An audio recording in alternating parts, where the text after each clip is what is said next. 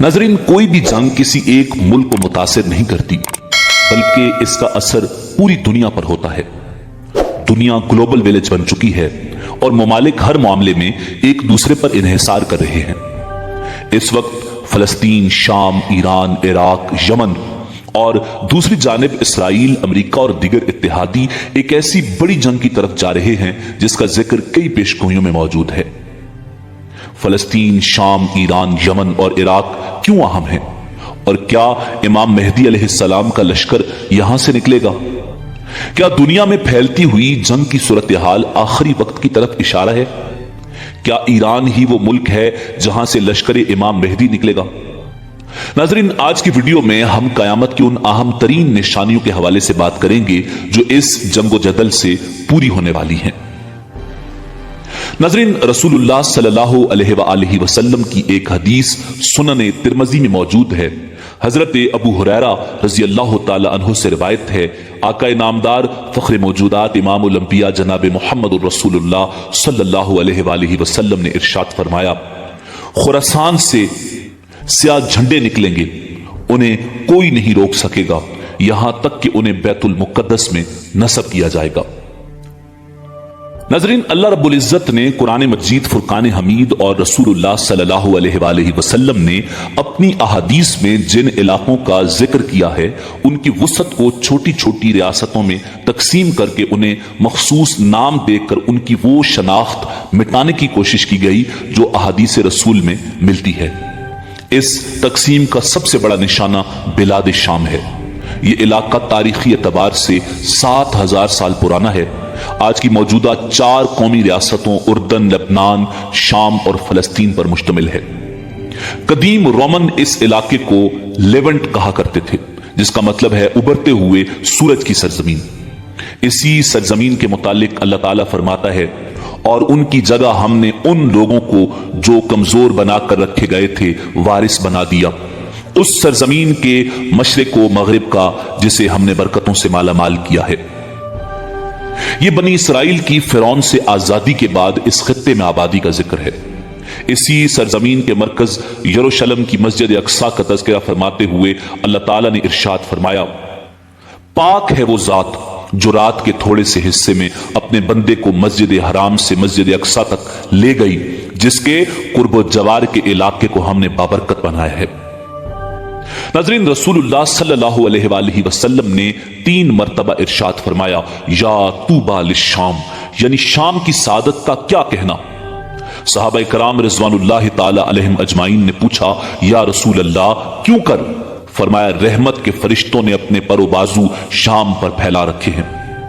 इसी सरजमीन शाम को ही अल्लाह ने आखिरी मार्का खैर शर के लिए मुंतखब किया है। हजरत अबू ज़र गफ्फारी रज़ी अल्लाह ताला अन्हु की वो हदीस जो इस कदर जामे है और जिसे हाकिम ने शेखैन की शरायत के मुताबिक सही करार दिया है, उस हदीस में रसूल अकरम सल्लल्लाहु अलैहि वसल्लम के ये अल्फाज, अश्शाम अर्दुल हशर वल मंशर, शाम महशर व मंशर की सरजमीन है, ये और दीगर लातादाद अहादीस से ये बात आया होती है कि कयामत के नजदीक अहले ईमान इस खित्ते में जमा होते चले जाएंगे, इसलिए कि नबी करीम सल्लल्लाहु अलैहि वसल्लम ने खुद यहां कूच करने का हुक्म दिया है। हजरत अब्दुल्ला बिन हवाला इज़्दी रज़ी अल्लाह ताला अन्हु की वो हदीस कि रसूल अकरम सल्लल्लाहु अलैहि वसल्लम ने फरमाया, आखिरी जमाने में तुम्हारी मुख्तलिफ फौजें होंगी, शाम में, इराक में और यमन में। पूछा गया, हम किस सिमत जाएं? फरमाया, तुम लोग शाम की फौज में शामिल हो जाना, और जो ये न कर सके तो वो यमन की फौज से जा मिले और उनके चश्मों का पानी पिए। इसी सरजमीन शाम से ही एक लश्कर इमाम मेहदी अलैहिस्सलाम के मुकाबले के लिए निकलेगा और मक्का के नजदीक बैदा के मकाम पर जमीन में धंसा दिया जाएगा।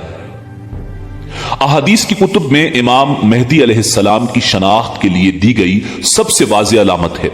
इसी लश्कर के धंसाए जाने के बाद इमाम मेहदी का बड़ी आलमी जंगों के दौरान हेडक्वार्टर दमिश्क के पड़ोस में वाक़े मकाम गौता में होगा। सैयदुल अंबिया सल्लल्लाहु अलैहि वसल्लम ने हिजरत मदीना के बाद सिर्फ एक ही हिजरत की पेशगोई की है। फरमाया, हिजरत के बाद हिजरत होगी, بس بہترین شخص وہ ہوگا جو اس جگہ ہجرت کر کے جائے گا جہاں ابراہیم ہجرت کر کے گئے تھے۔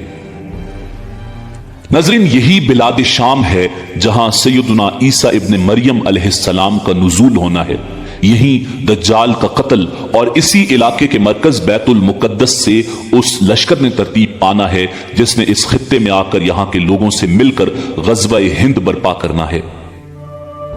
جس خطے کی اس قدر اہمیت ہو اسے کیسے متحد رہنے دیا جا سکتا ہے؟ ناظرین، ایران اسرائیل کشیدگی اور پورے خطے میں جنگ کی صورتحال اس بات کی طرف اشارہ ہے کہ اب وہ وقت قریب ہے۔ قیامت کی علامات کبریٰ میں سب سے پہلی علامت حضرت امام مہدی علیہ السلام کا ظہور ہے۔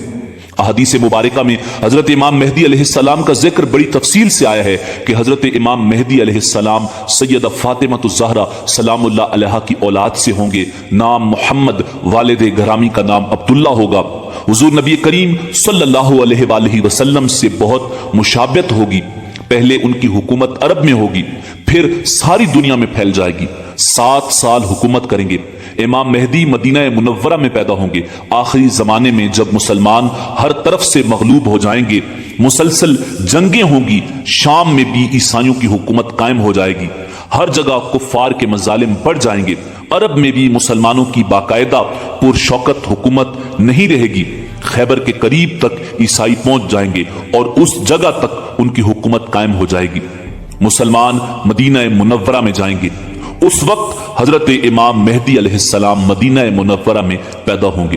لوگوں کے دل میں یہ خیال پیدا ہوگا کہ اب امام مہدی کو تلاش کرنا چاہیے، ان کے ہاتھ پر بیعت کر کے ان کو امام بنا لینا چاہیے۔ اس زمانے کے نیک لوگ، اولیاء اللہ اور ابدال سب ہی امام مہدی کی تلاش میں ہوں گے۔ بعض جھوٹے مہدی بھی پیدا ہو جائیں گے۔ امام اس ڈر سے کہ لوگ انہیں حاکم اور امام نہ بنا لیں، مدینہ منورہ سے مکہ آ جائیں گے اور بیت اللہ شریف کا طواف کر رہے ہوں گے، حجر اسود اور مقام ابراہیم کے درمیان ہوں گے کہ پہچان لیے جائیں گے اور لوگ ان کو گھیر کر ان سے حاکم اور امام ہونے کی بیعت کر لیں گے۔ اسی بیعت کے دوران ایک آواز آسمان سے آئے گی جس کو تمام لوگ جو وہاں موجود ہوں گے سنیں گے، اور وہ آواز یہ ہوگی، یہ اللہ تعالیٰ کے خلیفہ اور حاکم بنائے ہوئے امام مہدی ہیں۔ جب آپ کی بیعت کی شہرت ہوگی تو مدینہ منورہ کی فوجیں مکہ مکرمہ میں جمع ہو جائیں گی۔ شام، عراق اور یمن کے اہل اللہ اور ابدال سب آپ کی خدمت میں حاضر ہوں گے اور بیعت کریں گے۔ ایک فوج حضرت امام مہدی علیہ السلام سے لڑنے کے لیے آئے گی۔ جب وہ مکہ اور مدینہ کے درمیان ایک جنگل میں پہنچے گی اور ایک پہاڑ کے نیچے ٹھہرے گی تو سوائے 2 آدمیوں کے سب زمین میں دھنس جائیں گے۔ امام مہدی مکہ سے مدینہ منورہ آئیں گے، رسول اللہ صلی اللہ علیہ وآلہ وسلم کے روضہ انور کی زیارت کریں گے، پھر شام روانہ ہوں گے۔ دمشق پہنچ کر عیسائیوں سے ایک خون ریز جنگ ہوگی جس میں بہت سے مسلمان شہید ہو جائیں گے۔ بالآخر مسلمانوں کو فتح ہوگی۔ امام مہدی ملک کا انتظام سنبھال کر قسطنطنیہ فتح کرنے کے لیے عازم سفر ہوں گے۔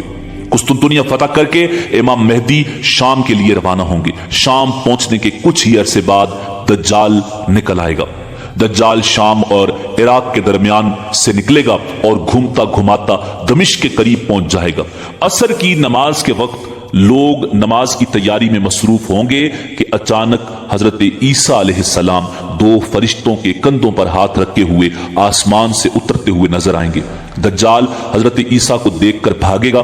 بالآخر باب لد پر پہنچ کر حضرت عیسیٰ دجال کا کام تمام کر دیں گے۔ اس وقت روئے زمین پر کوئی کافر نہیں رہے گا، سب مسلمان ہوں گے۔